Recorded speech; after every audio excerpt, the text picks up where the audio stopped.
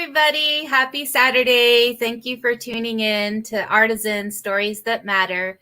My name is Jennifer Folayan, and I live in the Reisterstown, Maryland area.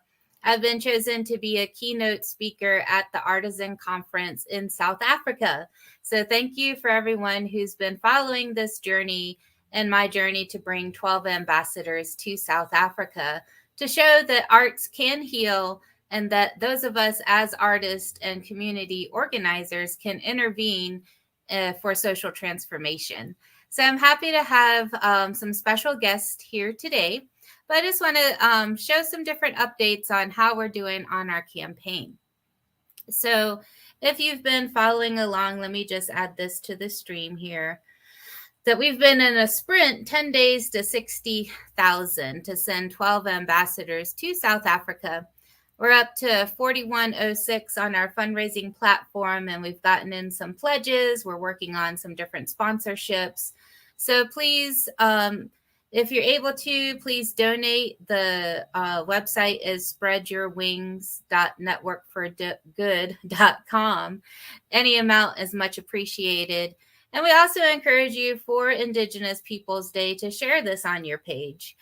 Share it and just let people know what we're up to, because all of our stories and cultures matter, especially in this time and period. So you can see some of our ambassadors here. And I just want to show you, give you a sneak peek of who's traveling with us. So this is our grand entry.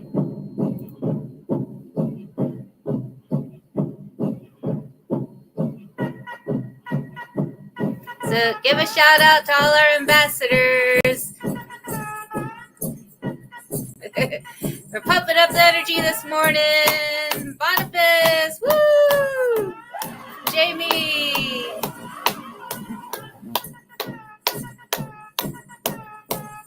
Linda.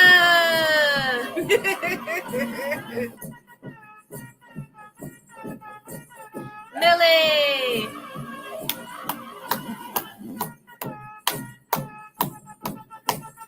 Rain Dawn.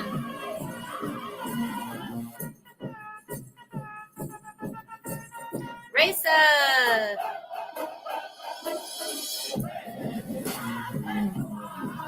Shauna.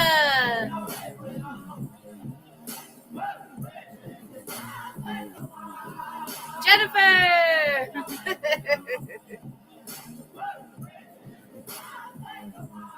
Kim and Haki.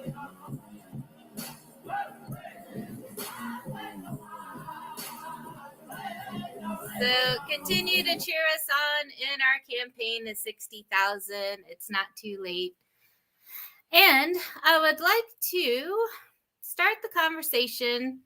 It is Indigenous Peoples Day coming up on Monday. And I just wanted to show one other little piece that my group, Indigenous Strong, we have been organizing for Indigenous Peoples Day for several years. And just last year, we worked with the Baltimore City Council to get Indigenous Peoples Day passed unanimously. And this was some footage from some of the lead up to that organizing. We had held a rally at the then Christopher Columbus statue in Baltimore, which the last summer it got toppled. We had nothing to do with the toppling. But after Black Lives Matter and the upset of the country, people were just tired of seeing these representations in our face. So this is just some of the rally that we had before the statue was toppled, and showing that we're intervening in different ways through culture, through music, through art, changing the political landscape. So it was a real honor to participate and organize our people for Indigenous Peoples Day that is officially passed in Baltimore City. We plan on having a press conference at the Baltimore American Indian Center. And tomorrow I will be speaking in front of a couple of churches in Baltimore City. So if you happen to be in the area, it will also be live streamed. So I will give you some updates.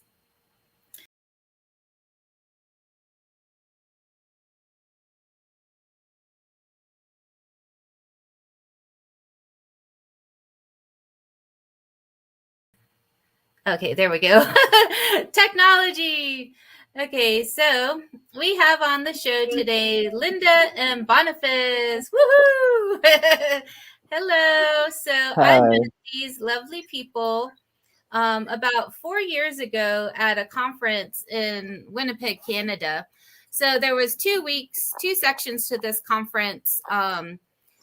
It was through the Expressive Arts Therapy Association. So the first week we had decolonizing through the arts and a conversation between First Nations and white settlers using drama, art therapy.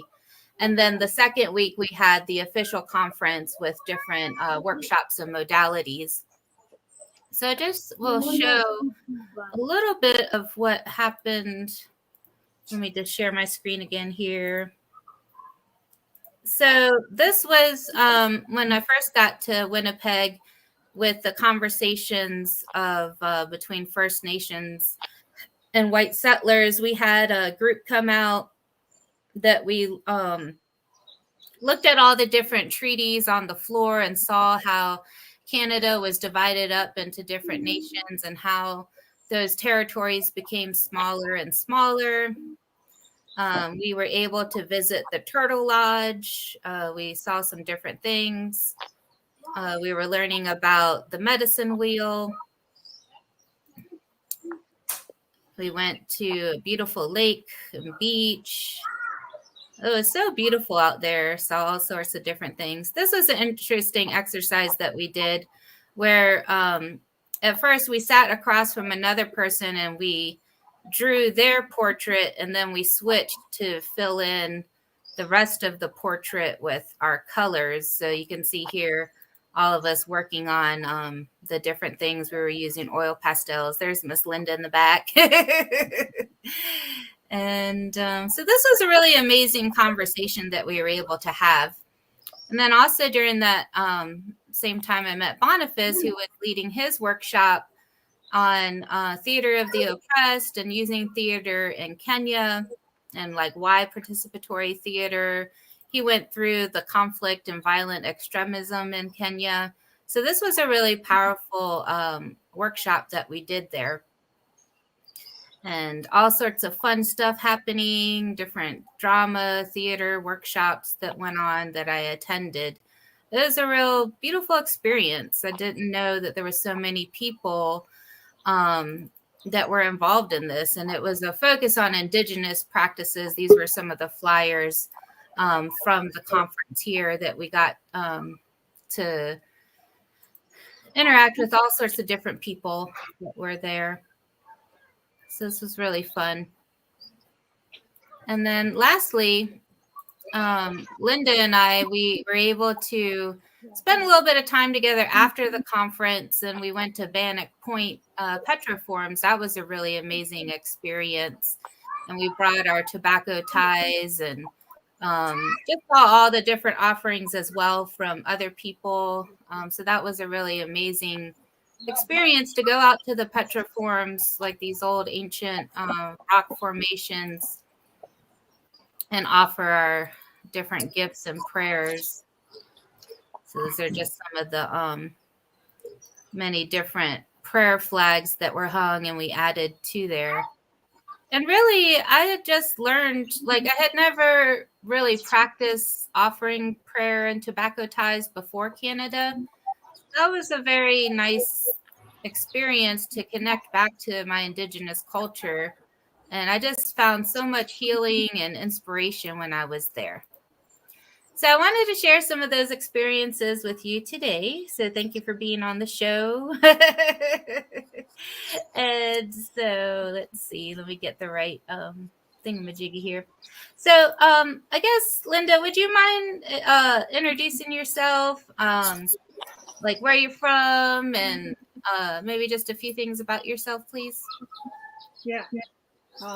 Greetings, Bonjour, Ani. I'm Nimki Kwegan, English Nakas, Mafwando Den, Ikumpung Don Jaba. That's how we introduce ourselves in our language. And so I just basically said, my name is, my spirit name is Nimkikwe, which means Thunder Woman.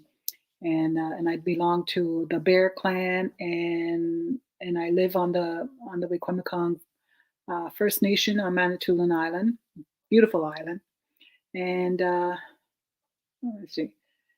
And but my English name is Linda Manitowabi, and I'm known by that by lots of people. But anyway, I'm a retired teacher, and of many years, and I've been retired for about 5 years now. So I've been enjoying my life, traveling and doing things that I normally wouldn't be able to do at other times. Like for instance, like the water walk I just did. I was gone for 2 months on this water walk, and actually spent another month just visiting people in the West. So so retirement is awesome. If you young people can get there, go for it. It's because I can do whatever I want to do, because I can.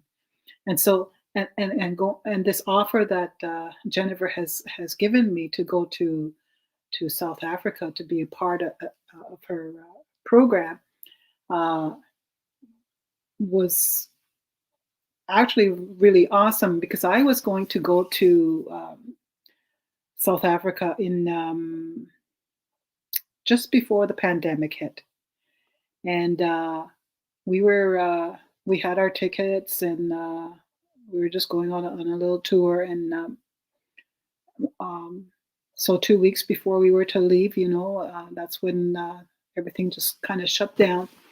And but we were actually supposed to go in January, but I was looking at what was going on in Asia, and I said, nah, I think maybe we better wait, put it off a little bit longer.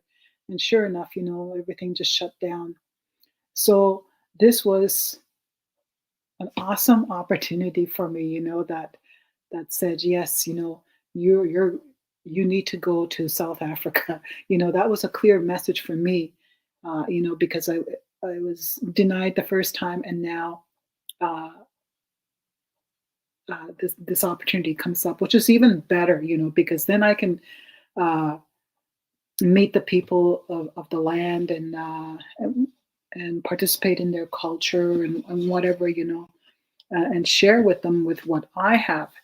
And anyway, so this was a really good opportunity for me to take. And so I've been doing art therapy for a few years. I don't particularly advertise myself, because, as I say, I'm in retirement mode, and I just want to do whatever I want to do. And if something comes up, I do it. But one of the things that I have done lately is, uh, do I have time to do that, Jennifer? You want me to talk about what I do, or? Oh yeah. Well, we'll come back to that. Thanks for Yeah. the introduction. Yeah. And we'll definitely talk some more about that. But let me just let Bonface just do a brief introduction, and then we'll circle back around. Okay, great. Bonface, all the way from Kenya. Yay! So, thank you very much, Jennifer and Linda, and all the team that is working on this wonderful trip that is really, really, really historic and transformative in many ways, because the continent of Africa is the cradle of humanity. So we must all converge in Africa. So my name is Bonface Beti. I am a Kenyan artist, peace builder, and social change worker. Uh, I have done this work for the last almost 15 years. My artistic work specifically use of different types of theater, theater of the oppressed, playback theater, and other forms of transformative theater. Has seen me travel in most of African countries. I embroiled in conflict like Somalia, Sierra Leone, and most of other African countries. So we'll come back to that. But basically, I am very honored and privileged to be part of this trip. Thank you for the team that is led by Jennifer and others. So I'm looking forward to this historic moment. Thank you. Yeah. So I'm so happy to have both Linda and Bonface on. Like I said, I met you both in Winnipeg, Canada. And that was a big trip for me because in order to go on that trip, I had to take 2 weeks off from work. And at the time I was working at Johns Hopkins and I only had so much vacation time. And basically, I was told if I went on the trip, I pretty much was ending my job. I was like, ooh. Yeah. So I took a leap of faith because something was calling me to go. Prior to that, I had always been an advocate for healing through the art, and I was reconnecting to my culture.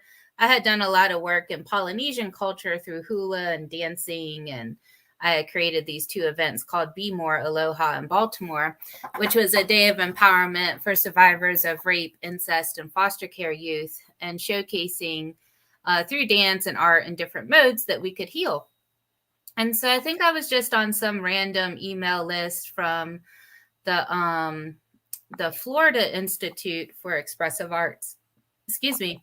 And they were mentioning some trip in Canada, and it was all about Indigenous arts. And I was like, oh my God, this is like totally up my alley. I didn't know there was like people out there like studying Indigenous arts and expressive arts therapy. And I just felt so called to go. And I'm so happy that I did. Like I said, we did the decolonizing through the arts conversation the week prior, and then meeting all these wonderful people. And it really changed my life just to be around such the First Nation peoples and the customs, going to the Turtle Lodge and just being immersed in everything there. So I'm really happy that I went. And so that's where I first met Linda. And I guess, Linda, maybe you could talk a little bit about like, how did you go? Like, how did you come into art therapy? And what is this like mixture that you do with like Indigenous culture and art therapy? Like, how does that work out and why is that important? Mm-hmm. Yeah, so when I was teaching in a First Nation community, I had a student who was coming into my classroom, a little boy, maybe he was 6 years old, and he had leukemia. And so they thought that he was in remission, but when he was getting ready to come into my classroom, that we would have him come in every once in a while to reintegrate him. And of course, you know, when you're on the reserve at a First Nation, you're related to everybody, you know everybody, you grew up with everybody. So these kids grew up with this little boy, you know, this was their relative or their peer. And but anyway, he didn't unfortunately didn't make it into my classroom. He passed away about three weeks into our school time. And so I wondered, you know, how do I help these children, you know, these little children, because they were only in grade 2 then, and how do I help them to with their grief, with this loss of their little friend, their relative, you know. And so I happened to see a flyer on cancer in the community that was being sponsored by the Children's Hospital in London, Ontario. So I decided to go to that, and that was such an eye opener for me too. You know, like the things that she presented through art therapy was so revealing for me, and I thought, wow, this is something that First Nations people can actually use and be comfortable with it, you know, like, because we're so artistic anyway, you know, so it would just fit into their into their own healing, you know, if we used it in that way. And so I began to study art therapy, and there just happened to be a course in London that was offering that, and so I did that for a few years as well as teaching. So so that's what I've been doing, but mostly just doing little gigs here and there. But anyway, I eventually, like, once I retired, you know, there was more opportunity for me to work on art therapy, from an Indigenous worldview. So what I started to do is to look at our stories, because one of the things that happens is that our people do not know who they are, where they come from, and that sort of thing, because they've been into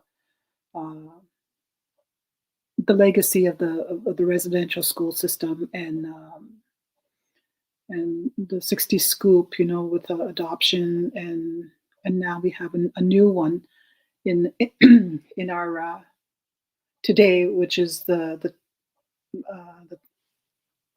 child family services, where the children are taken from the homes and put into care, foster care. So we have a lot of that happening, and so you find that a lot of our people don't know who they are, they don't know where they come from, they don't know what they're going to be doing. And so I thought, well, one of the things that we need to do is to begin to bring our stories out, show them our stories, teach them our stories, teach them our ceremonies, teach them our cultural ways, go back to the land-based things. And so I decided to start to use art therapy in that way, with the healing, and that's with the stories that we have, especially the creation story, because it's so connects you to who you are, and then the story shows us that that it goes back a long time to the beginning of time, because the things that we do are reflected in that beginning of time, like the things that we do today, So that's one of the things that I've done is taken the stories and given it to the people, and oftentimes, it's an eye opener for them, or it's a revelation for them, whatever, of who they are. And I think one of the things that I found too is that once I started doing the program this way, is that some people, no matter how far away they are from their own culture, from their own family, and that sort of thing, like not knowing anything at all about their culture, it comes up in the art. That's one of the things that I learned, is that it comes up in the art. And they may not know what is going on or anything like that, or why they drew it that way, but it comes up in the art. And so I've learned that what they've taught me is that our culture is in our blood. It's in our DNA. Just like our language, even though we have lost a lot of our language, it's still in our blood. Our spirit remembers, our body remembers. And so our stories go back to the beginning of time. And so even our bloodline goes back to the beginning of time. And so we have that, and it comes out in the art, like I'm so grateful to these people who came to my art therapy and showed me that, But what's important is that you, as the therapist, has to know the teachings, has to know the stories and the culture. And so to recognize that in the art, and so, because the artists themselves don't recognize it, but you as the therapist does recognize it. And I think that that's what's so important these days, is that when our people do therapy, they do only three things: body, mind, and your emotions. And so they forget about the spirit part. So with the medicine wheel, that's what we do. We include all four, because you need to connect that person to their spirit. You need to connect them to those things that's in their bloodline, because they're there. And so that's where I've been at with art therapy, and I find that it really, really connects to our people in their healing journey. It empowers them. It gives them that resilience that they need, that they are looking for. That sense of belonging to something. And so this comes out for them. So many times I've been shown that with the art that that people have shown me, in their art or shared with me. So it's important that when we work with our own people, that we work with the stories that we know as a cultural, what we grew up with, what we were supposed to have grown up with, So we're reconnecting to those teachings. Goes back to the beginning of time. Yeah. So that's where I'm at with my art therapy. Wow. Yeah. Yeah, just going back to the beginning of the time. Representing all of humanity. No, that's very powerful. Thank you for sharing. Bonface, I was wondering if you could talk a little bit about also like your journey to the theater of the oppressed. I know you had shared some of your story with me, but thinking about that, like how do we learn our identity, as Linda was talking about, and reconnecting to ourselves? Can you share a little bit about how that's been for you? Yeah, thank you so much for that question, Jennifer. Well, so I think my artistic journey especially has given me kind of like a scope to life. It gave me a scope to life that is larger, almost larger than life in many ways, because right now I have been working and I still continue to work in the field of social justice. In some areas, people call it peace building, social justice world. But before I started to be a peace builder, I was an artist, and I'll always be an artist. And that is my identity, because art gave me a metaphor, and it gave me kind of the space to kind of connect with myself, connect with others, and find healing. Specifically, having earlier on in my life worked with an organization and been associated with an organization in Nairobi, Kenya, here called Shangilia Mtoto Africa, which is basically a street children's theater center that uses theater, and it's one of the kind that started in Kenya many years ago to engage street connected youth as a language and as a process to have dialogue with them towards reintegration back to community, but also back to their families, but also just connection back to themselves.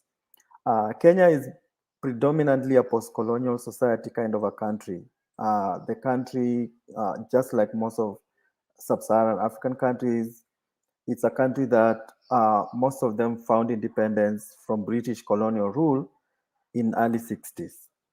But post-colonialism and other effects of globalization and neocolonialism and liberal market, neoliberal markets have affected the country just like many other countries, especially from the global south. So for me, the arts has become kind of the place for reclaiming human agency and breaking internalized oppression, specifically theater of the oppressed. So as I worked with Shangilia Mtoto Africa Street Children's Theater, I progressed later on to start to work with an organization called the Amani People's Theater, which means People's Peace Theater. This organization is the one that introduced me to theater of the oppressed. Even though earlier on as a young man, I was already introduced to theater generally as a format for engaging youth, troubled youth, to move from streets back to community and back to society. But I found Amani People's Theater's use of theater of the oppressed, which was founded by Augusto Boal, Brazilian theater educationist, who was also a student of Paulo Freire, who is famed in the world for being the founder of popular education. So very earlier on in Kenya, because of ethnic maneuvered ethnic conflict, Amani People's Theater was started by volunteers to be able to respond to these conflicts that became very widespread, especially at the advent of Kenyan multi-party system of politics. Early in the 90s, Kenya has moved away from one-party state into multi-party state kind of democratic processes. So that came at a cost. There was a lot of ethnic fragmentation and ethnic conflict during elections specifically. And so Amani was set up to kind of respond and train young Africans to be able to embody ways in which they can talk about peace without necessarily using the language, but mostly using the metaphor of theater, using storytelling, just like Linda was explaining, but also use of cultural approaches to peace building. That is how I found the journey of using theater of oppressed, specifically forum theater, which basically it's about community kind of highlighting their own issues, bringing them up in the open space, and allowing community members to experiment with all these issues and suggest possible alternatives to their endings in terms of problem solving. So it's mostly problem solving theater. And I have practiced this kind of theater for so many. Before I came to Winnipeg, Manitoba, I had been working for the last almost 10 years using theater of the oppressed. And then when I came to Winnipeg to do my master's degree, I did my undergraduate degree in Nairobi at Daystar University, and then I went to Winnipeg. But first I was invited in Winnipeg by the University of Manitoba to be a storyteller during the International Storytelling Festival earlier on at Mauro Center. And then later, I applied to join their graduate school, and I was admitted to do my master's there. I spent a lot of time working with schools, using forum theater, storytelling on issues of racism, on issues of newcomer issues around Winnipeg, and the issues that are affecting newcomers, the relationship between newcomers and indigenous people in Winnipeg using theater, which I did for so long. Through the support of the Museum for Human Rights, where my story is featured currently. And to cut my story short, in Winnipeg, I started to work with the Red Threads Theatre for Peace, which I've been a member. Now I started to use playback theater, working with communities. I worked specifically with newcomer groups and kind of storytelling between newcomer and host communities. And we did many activities at the Museum for Human Rights and within communities on that front. So that is my work. And currently I'm actually enrolled at the University of Manitoba to do my PhD. Mm. Yeah. Wow. Yeah. Yeah, that's amazing. Mm. Yeah, it's interesting as we're preparing to go to South Africa and this idea of what really is an artisan or being an ambassador to a different country and sharing those stories and those cultures with other people. I think it does open up spaces for healing and peace building. What's coming up for you, Linda, as we're discussing this? Like, what are you thinking about? I just have to hit unmute. There you go. All right. For me, it's connecting to other Indigenous people, and sharing our struggles, our not necessarily our struggles, but our triumphs, and how we have been able to overcome a lot of things. And yeah, I think that's what it is for me. It's that connection. You know, what is your story about? You know, how are we connected as Indigenous people all over? You know, because Indigenous people are just not just here in Canada or on Turtle Island. You know, Indigenous people is all over, and so we need to connect our stories in some way to show who we are and where we come from, and use those to rise up, you know, and to thrive. Yeah, that's my take on the South Africa trip. and we've all struggled. All indigenous people have struggled with colonialism and whatever, and so how do we overcome that? And even now, when you look at the world, at what's happening throughout the world, like even this pandemic, what is it telling us about the pandemic? Why is this happening? Because maybe we have to stop and look at things again and reassess where we are and what we are doing. And if we don't do something soon, we're not going to have that peace, that life that was given to us by Creator. So I want that connection, with all Indigenous people. But at the same time, I want that connection with settler people, the non-Indigenous people, that because we can't do this by ourselves in the sense of environmental issues. We cannot do it by ourselves. We need to work together. And the ones that I really, really look up to now is the young people. They are saying so much stuff out there, that's where my hope is, is in the young people.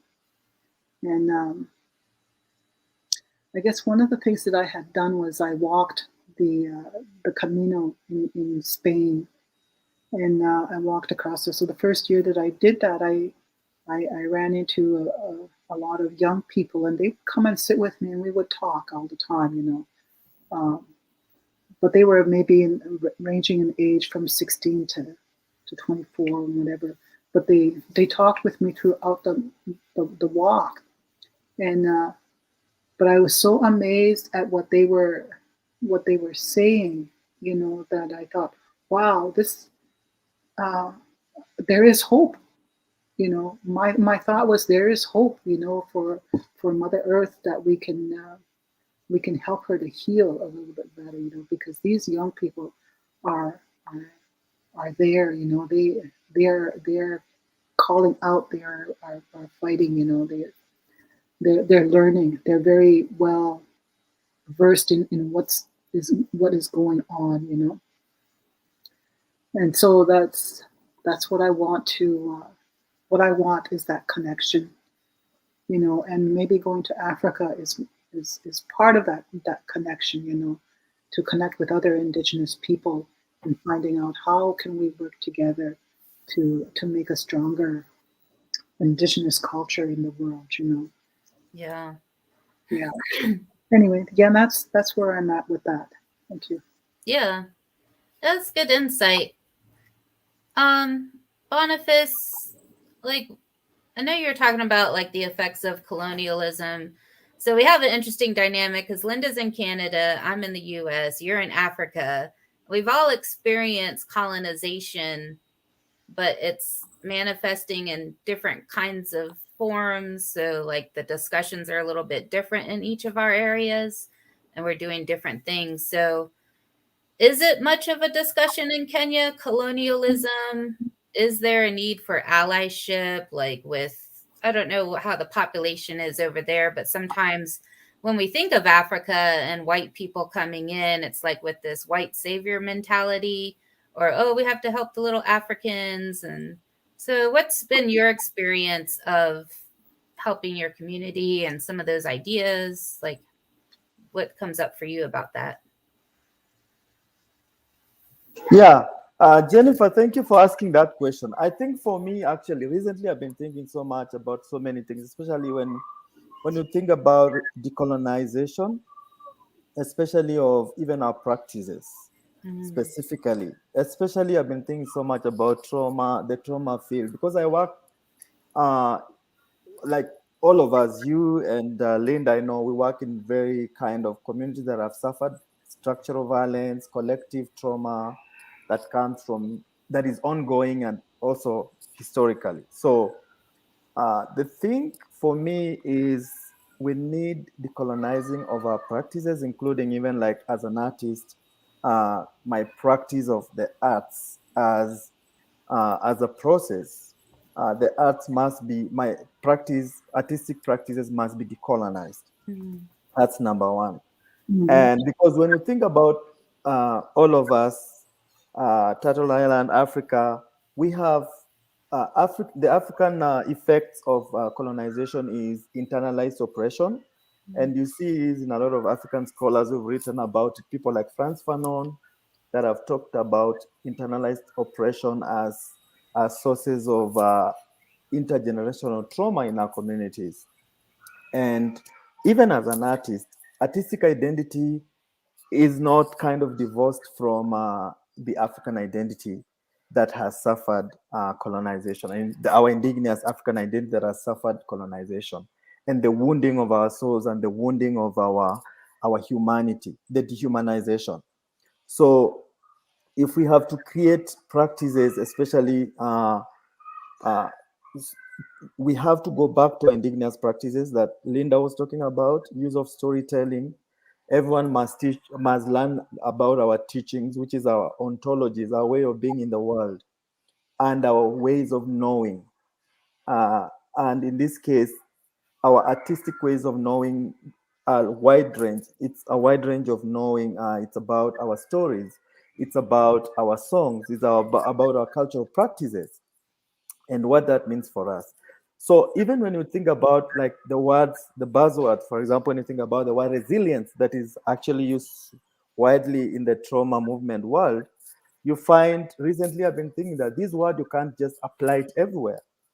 For some communities, we have resurgence and resistance as forms of resilience. So we have also to frame our conversation like that. When you think about Africa, even when you think about South Africa, which we are now is going to host us, you think about apartheid and the fact that South Africa has suffered apartheid and the legacies of apartheid. So in Africa, most of sub-Saharan Africa, including Kenya, we have things we call the legacies, colonial legacy, which is kind of kept in our government structures, which is also coming in form of neoliberal globalization, that our countries are facing this kind of barrage from the global trends that is not our own choice. For example, when you think about, for example, vaccine nationalism, because of COVID-19, where now most of African countries, so far we are not producing our own vaccines. So you find probably we might have difficulties and barriers. And the fact that the African people's movement has been politicized through the spaces, international spaces. They need to have passports to access certain places, and with special visas. The African body has been politicized in that sense, just like all other indigenous people. So I believe for us to deal with it, and specifically that is why Theatre of the Oppressed has been my ally as an indigenous person, but also as an indigenous theatre practitioner, to deal with my own internalized oppression, to talk about the issues of power relations, to talk about the issues of race, and how race is framed as something to put barriers for certain people, especially indigenous people, in some of these spaces. So I believe that for us, it's all about decolonization. It's about subjecting also our practices and practices of others who are our allies to decolonization as a process, as a humanizing process. Very good. Yeah, that's interesting. I've been thinking a lot about too this conversation, because I think in a lot of our communities, indigenous, African, oppressed peoples, sometimes I'll scroll through Facebook and a lot of us, we're very active in our communities. So there's a lot of posts about missing, murdered indigenous women, about bring our children home, about decolonization, white supremacy. And then sometimes you may look at other people's posts and they seem like happy and living their life and no issues either way. Like that's all wonderful. But I feel like sometimes in our communities that we carry so much responsibility and at times it may feel heavy. And So where's the balance when we can actually live abundant lives and live with happiness? Do we always is this oppression ongoing that we carry, And I'm trying to find the balance between joy and living life. Like even just in, say, my life, despite generational traumas and personal traumas, it's like, okay, I'm in my 40s now. When can I actually start living Jennifer's life and stop unraveling all the abuse and traumas that were put on me by all these other people? I mean, what do people think about that, Linda, as you're helping clients or even yourself get back to your identity? Where's the joy in all of it? Is there joy to be had? Absolutely. Just I guess when I do the art, and if they don't have a connection to their spirit, to their culture, to their stories, but when we bring it out, when I tell the stories, and then it comes out in their art without them even knowing it, that's the joy, is when you see the aha moment in their faces. That's where it comes from. So you are connecting their spirit to that part of them, that was lost, that was maybe even not just lost, or maybe even destroyed at some point. But that's, for me, that's what I see, and then we connect them back to their own culture, and so they start to pick up those what they had lost along the way, or what they never knew. Yeah, I don't know if that answers your question, but that's what I'm thinking. Mm-hmm. Thanks. And thanks to our listeners listening in. Rebecca is saying that she feels like balancing healing and service is fundamental to all, and that no matter how much space the trauma is filling up, that there is a balance in the healing. What about you, Boniface? How are you feeling? How do you keep from getting burnt out when you're doing all this hard, heavy work? Okay. Yeah. For me, I think the reason why maybe I don't get burned out is because my work is part of my lived experience, and the power of lived experience is just as powerful as expert knowledge, because you see the globalized healing movement mostly looks at expertise as the only form of knowledge. But from indigenous worldview, we look at lived experience just being as powerful as expert knowledge. And that is why you asked the question initially, Jennifer, around the fact that there is a lot of power imbalances between us from global south, from African countries, and others from, for example, from the global north, where, for example, there's a lot of kind of approaching the healing work through kind of the savior mentality, rather than the reclamation of human agency and human dignity, and reclamation of kind of emancipatory, I call that emancipatory peace. So healing is a social justice affair, and healing is also it's a social justice issue, because the cycles of violence that are perpetuated come from historical trauma, but also ongoing internalized oppression that people carry in their bodies. And that is why the arts become very critical, because the arts helps us through storytelling to unstuck ourselves and to unstuck our people. And to process, kind of to create a space, not just a safe space, but a brave space. And to be able to engage with these issues, not just at intellectual level, but also from our embodied experiences, because our body is also part of who we are from our worldview, especially from Africa. Mm. So this is very, very critical to understand, because we are looking at how can everyday people, everyday artists, from indigenous artists, reclaim their everyday agency and find emancipatory peace. Mm. That's what we are talking about. Yeah, definitely. Yeah.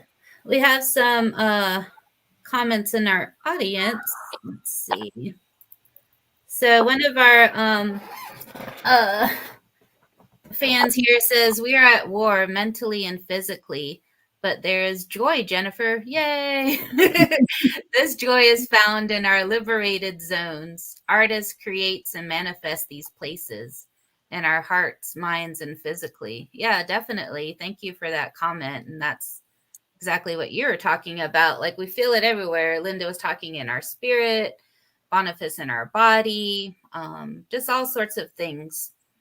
And I love this discussion. I guess let's see. Also, Rebecca is saying joyousjustice.com. This is an ally in South Africa. So thank you for that.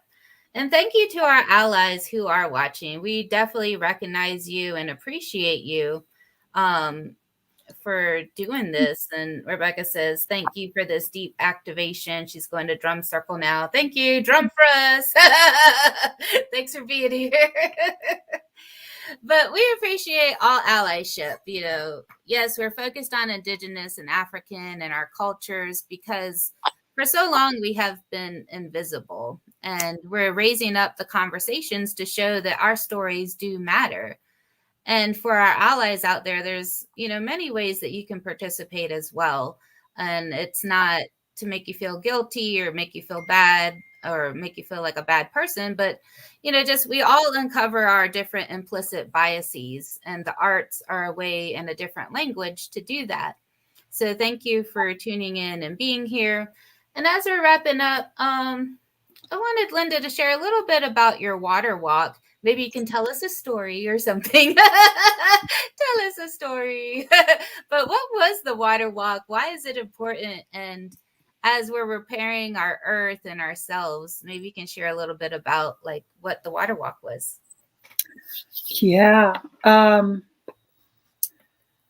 The water walk was just, we do a lot of that out here in Canada, but mostly in the East.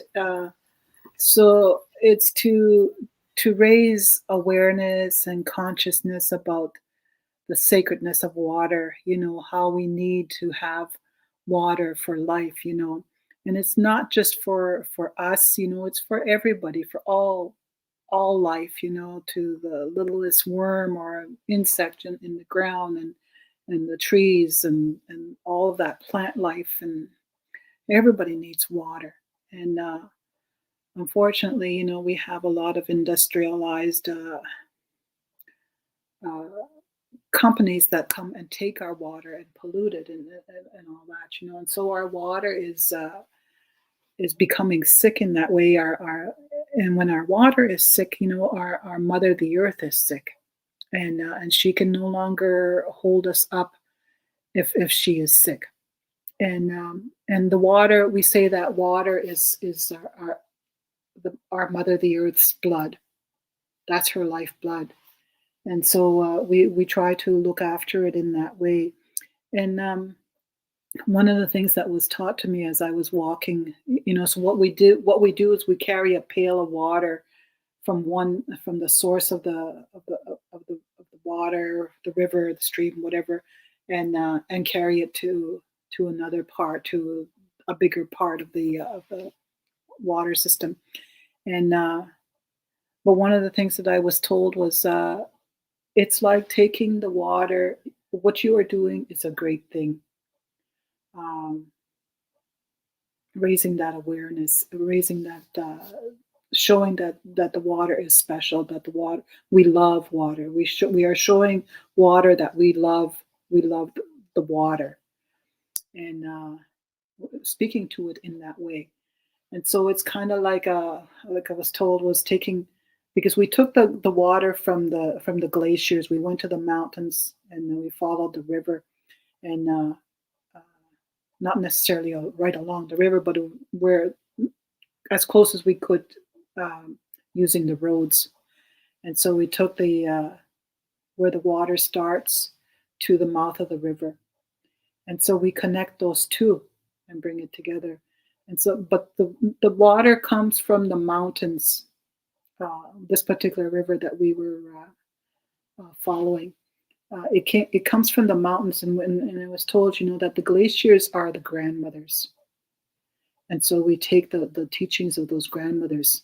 They bring the water for us, and as we look at the earth, or even our teachings, we are told, it's the grandmothers who carry the teachings.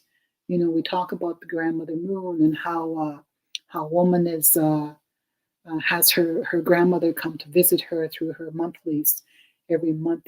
That's part of that teaching. And so we say that the grandmother is the one that controls the waters. It controls the tides, for instance. Depending on the moon phases, it controls the tides. It controls a lot of. So it's powerful. It's powerful, that water, and so we say that water comes from those grandmothers, and so we carry that knowledge that the grandmothers give us, and that water has memory, just like inside of us. We have that water inside of us. We have the memory of those teachings that was given to us from the beginning of time. We have the memory of our language in us. It's in our DNA, and so we carry that. So we carry that pail of water for many, many, many miles, and carrying those teachings. And I was told, like it's like carrying the little brother, taking the little brother, and taking it all the way to the big brother and connecting them, to make them stronger, and to say, that you are not forgotten. We walk for the water in that way to help it to be. To continue to give life and to give to stay sacred to us. And it was not a protest, as we walked carrying that pail of water. It was not a protest, but it was just a way of raising awareness about the sacredness of water and that we have to care for it. And people would stop and ask, what are you doing?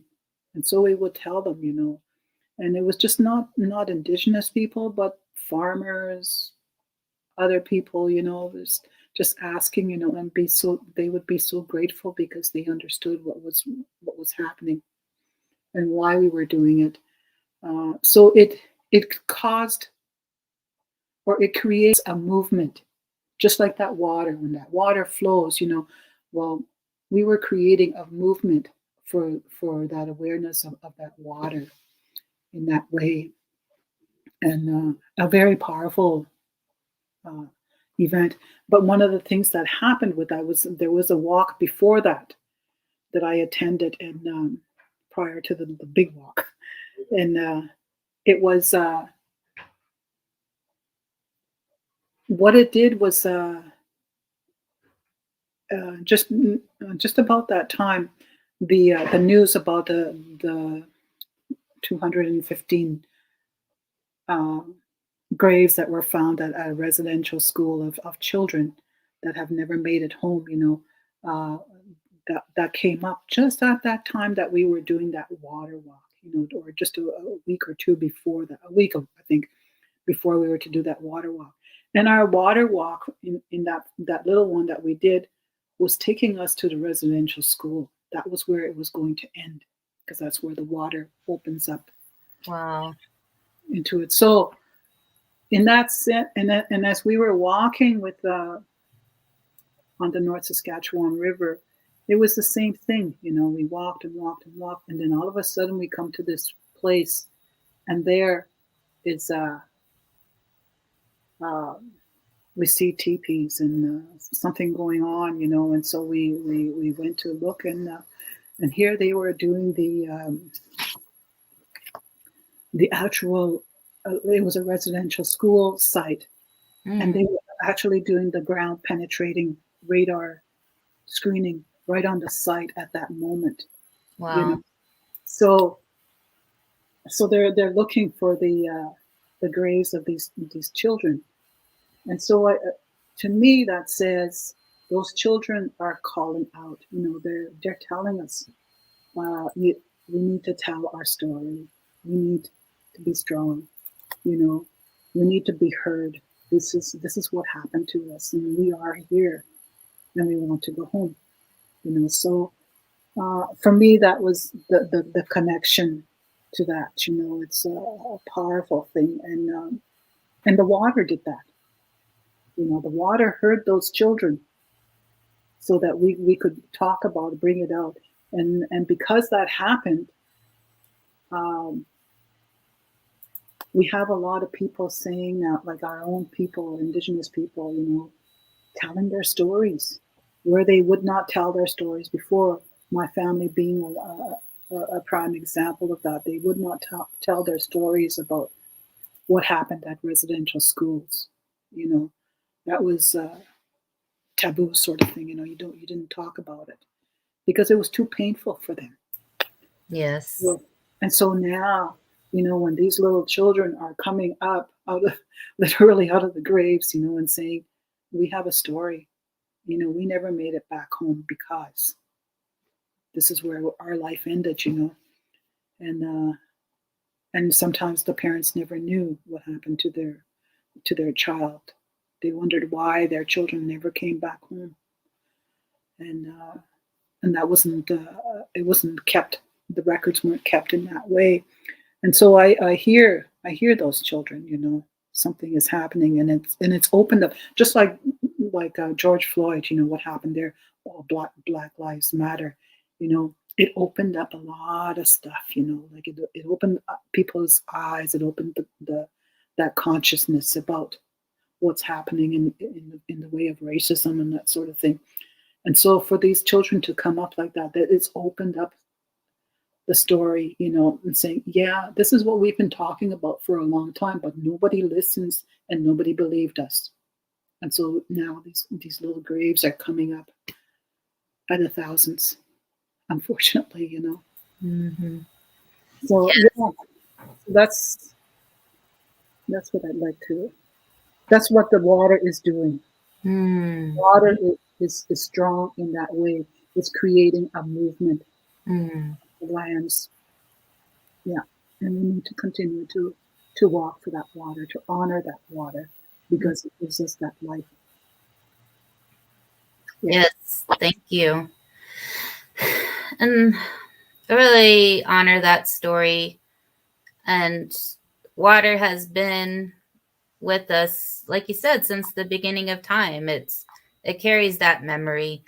You know, maybe it has the memories of Harriet Tubman and all the people traveling on the rivers and streamways for freedom, and then our Indigenous peoples, and providing the lifeblood and the life for us. And I think we need to remember that. And so I know we're winding down here. I really appreciate people tuning in to our live stream, Stories That Matter, from the nations. And I'll just share a couple more pictures from Canada, because I know people were commenting.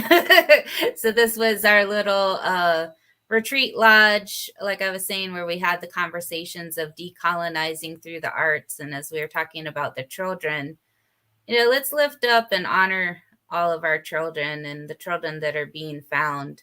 You know, these lives in the next 7 generations are important, in the lives from past generations. Make sure that these babies have joy. Mm-hmm. And this was a picture from our trip to the Bannock Petroforms, where I was offering a tobacco tie. And at the time, I had just discovered I was pregnant. And so this was the tobacco tie that I offered for my baby.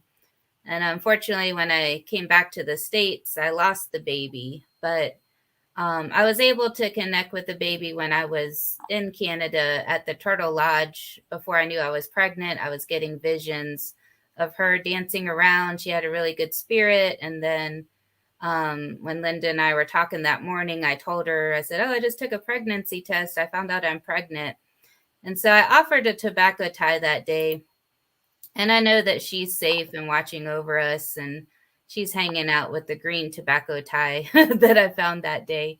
So I really appreciate all of us sharing our stories. And Boniface, did you want to end on any wish that you have? Anything that you'd like to share? And let's unmute yourself.